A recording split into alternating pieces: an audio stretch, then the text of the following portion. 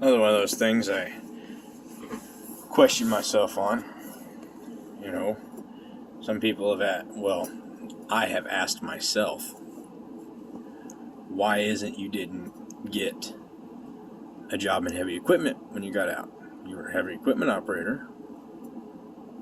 I spent more time as an NCO than I did in the seat. I'm not too freaking proud to admit that a lot of my troops, most of my troops, could operate circles around me. I'm just going to say it. You know, I'm not a star heavy equipment operator. But what I did blame it on to make myself feel better was I got out in 2007. There wasn't a damn thing going on construction-wise. I got out winter of 07. I did put in applications to a lot of big corporations. I was wanting to try to get back and go a contractor and go back over as a heavy equipment operator with, Kellogg, KBR, and, those kind of places. I did. I put applications in at all those major places, thinking I'm a sergeant, heavy equipment operator, fresh out. One of these places is going to take me and send me back over. Surely. Nope. I think they kind of figured out, maybe, that the guys coming fresh out had some problems. That's the only thing I could really think. But yeah, I didn't get a call back on any of them. Not one fucking single call back. I'm not bad at operating heavy equipment, but I'm rough on equipment. I can tell you that right now. And I know how to fix shit just enough to get myself in trouble, to where I have to learn how to fix it the rest of the way. Or I have to admit that I can't fix it, and I have to pay to have it fixed. And I fucking hate paying to have something fixed. Damn it. That's neither here nor there. I was good with an extended boom forklift. Wasn't really all that great with the dozer, to be quite honest with you. The berms I pushed, they were not pretty berms. I did not have a nice level, gradual and then up to a nice pretty berm. No, I had it, had a fucking ditch and a berm. But a lot of our shit was done at night too. Just one of them excuses, right? Everybody's got excuses. We did a lot of operating at night. We did. I was on night crew a lot. So, but I was best with the forklift, and it was the old school shit too. Back when you had levers that controlled the hydraulics, you could feel in the lever the pressure of the fluid, so you could make really minute changes. Well, when they started switching everything over to fucking servos, I am not worth a shit with that stuff, because I can't feather it. I haven't switched over. I'm old school to the point where I am obsolete in the seat. So I have to learn everything over again.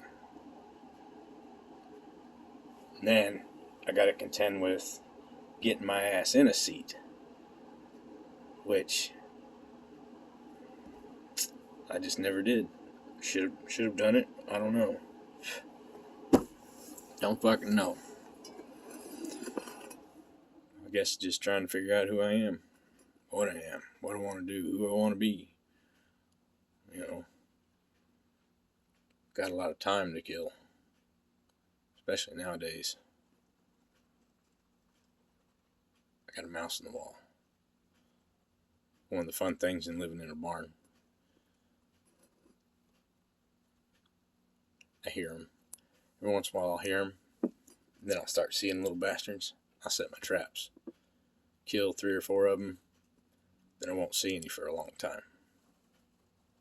Then the process repeats. I'll start hearing them, and they'll gradually move in, and then I'll kill them. You guys got your place, but it ain't in the house. Get the fuck out.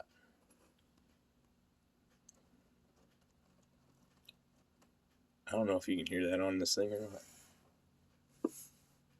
I'll have to listen to it. Ooh, here's one. Why do I live in the barn?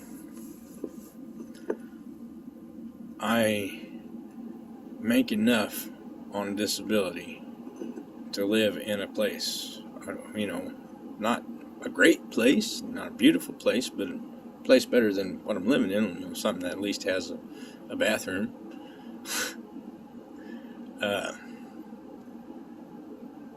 But every time I have tried to get away from this piece of property, I have ended up back here, and it's never been by good circumstances. So, me in my many talks to myself, I start thinking, maybe I'm meant to be here, and this is where I'm supposed to be. So that had got me into discussions with myself about Social Security. What Social Security used to be. Way back in the day, it was the family. That's the one thing that the left hates. The white privilege system, blah, blah, blah, blah, blah, blah. Basically, they're pissed off. White man come in here, took over the land, which we did. I mean, there's no getting around saying we didn't. We did. We came in like conquerors and took over the land. So, you can't say anything else about it. So, but anyway, land ownership.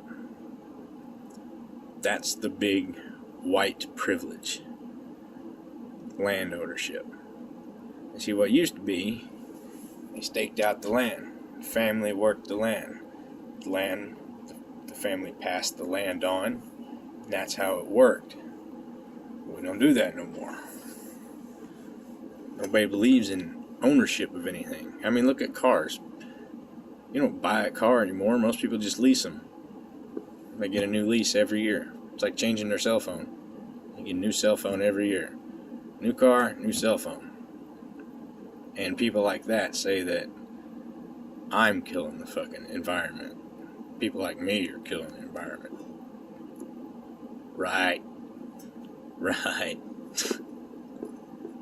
Go fix something that's broke.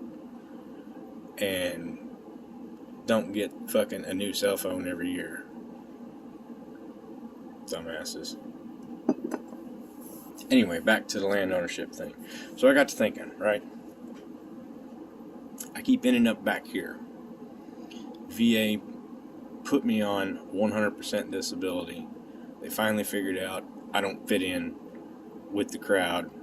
Hey, you can't hold a job. That's right.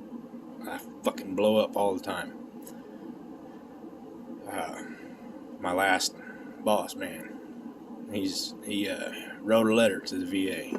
That's one thing I could, if for any vets out there, if this was pressed on to me by the vet rep, get letters. Get letters from employers. Get a letter from your family. Get a letter where the person describes you. Describes just who you are at that point in time. Get one from a family member. My mom wrote one.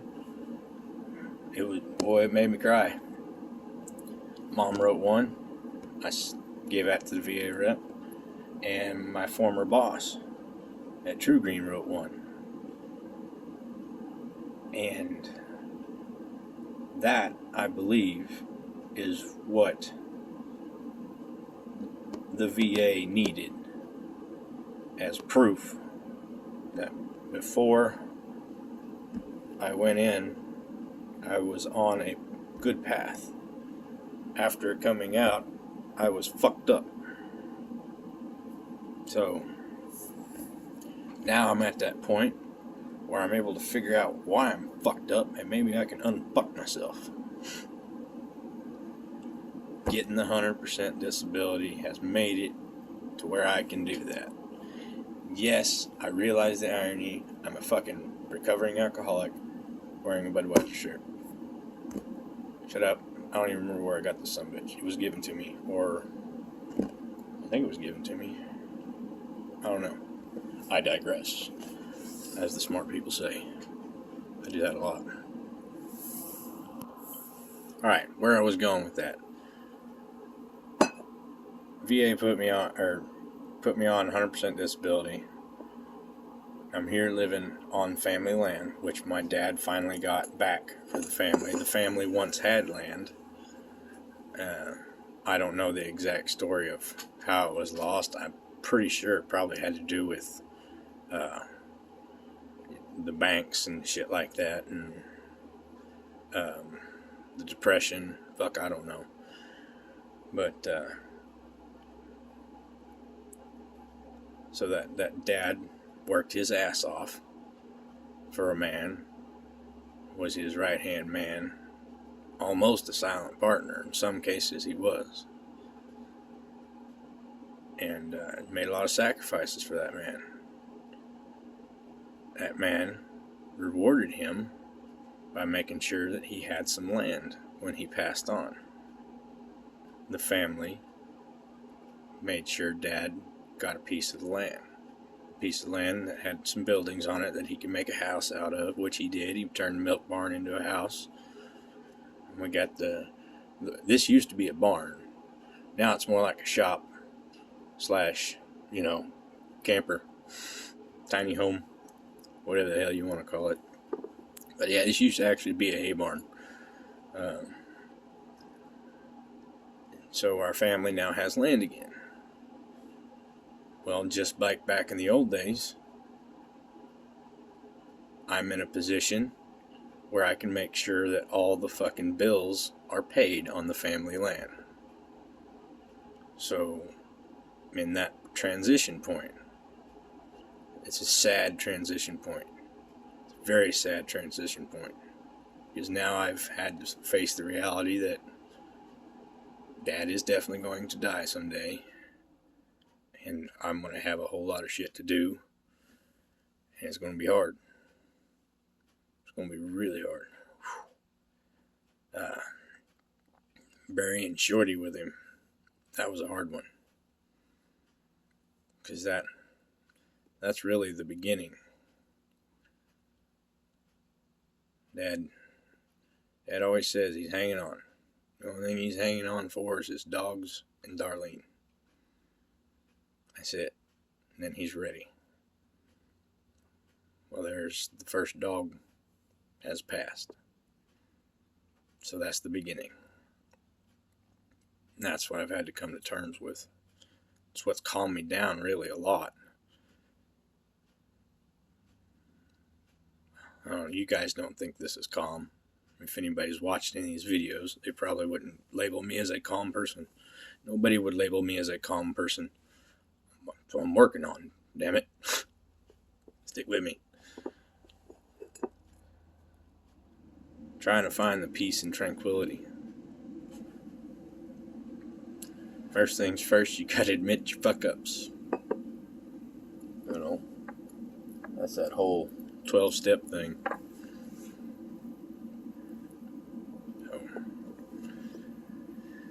So that's the kind of shit I think about. A lot of time to think. A lot of time to mull over all the shit that why I act the way I act. So when I say don't be embarrassed to go get help from the VA, I mean it. Don't be embarrassed, man. Don't be embarrassed. I was almost one of the 22. So I was ready. Still ready. I just realized now I can't kill myself. You know, because there are people that who do love me and would be crushed if I did that. So that's a battle I still wage in my head every day. Well, almost every day. It's getting less and less. It's getting less and less. It's shitty having that feeling. Having just would rather be dead than deal with life every day. Every day. You know you can't give up. It sure would be so much easier if you did.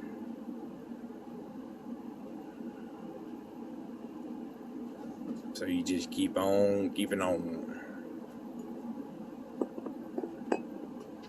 Just trying to figure life out.